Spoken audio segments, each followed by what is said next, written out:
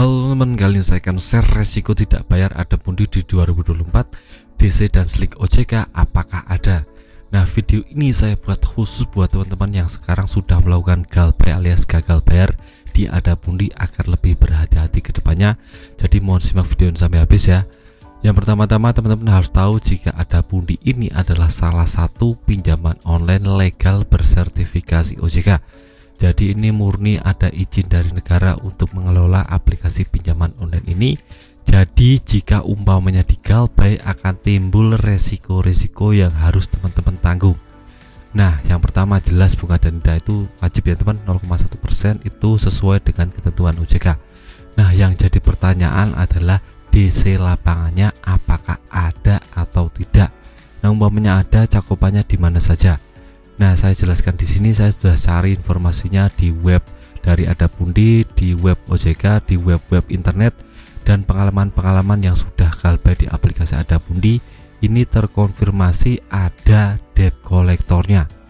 Tapi masih di seputaran Jakarta saja, teman. Jakarta itu pasti ada debt kolektornya karena itu markas dari Adapundi. Jadi sarang debt kolektornya tetap di Jakarta. Nah, untuk di Jabodetabek gimana, Bang?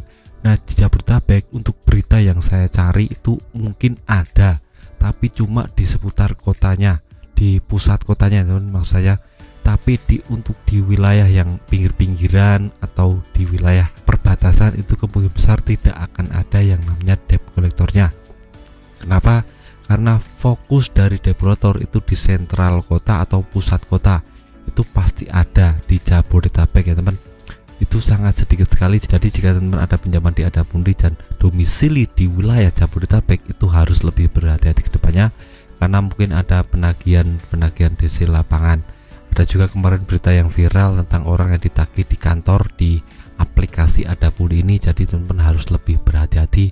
Saya sudah buatkan video cara mengatasi DC yang menagih kantor. Teman-teman bisa simak video saya yang lainnya. Nah, itu untuk penjelasan DC ya teman. Di luar Jawa gimana Bang? Nah, di luar Jawa kemungkinan besar tidak ada debt kolektornya dari Adapundi ini. Kenapa? Untuk ACC dalam peminjaman Adapundi ini juga sangat sulit untuk luar Jawa ya teman. Jadi untuk ACC-nya saja sulit, apalagi debt kolektornya pasti tidak ada di luar Jawa. Nah, itu untuk DC lapangannya. Untuk Slick OJK-nya gimana Bang? Nah, untuk Slick OJK-nya saya sudah cari di aplikasinya dan Adapundi ini sudah bekerja sama dengan bank. Jadi mungkin ada yang namanya Slick OJK untuk teman-teman yang sudah galpay alias gagal bayar di Adapundi ini. Tapi tenang, untuk yang nominal besar saja. Untuk nominal kecil sekitar 300.000 ke bawah itu kemungkinan besar tidak akan masuk ke Slick OJK ya teman. Jadi lebih aman karena aplikasi ini mungkin akan melaporkan Slick OJK khusus buat yang punya pinjaman besar 2 juta ke atas. Untuk yang pinjaman 300.000 ke bawah itu kemungkinan besar tidak akan kena yang namanya Slick OJK. Tapi saya tegaskan di sini ini untung-untungan ya teman.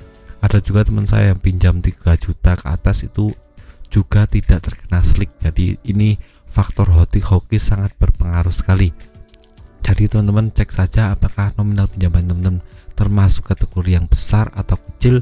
Itu bisa menjadi indikasi kuat apakah akan kena Slick OJK atau tidak. Nah, buat teman-teman yang belum puas dengan video ini bisa tulis di kolom komentar, bertanya tentang masalah ini atau sharing-sharing hal-hal lain juga bisa. Saya akan jawab sebisa saya. Dan saja video singkat dari saya, semoga bermanfaat. Tetap semangat untuk kehidupan yang lebih baik.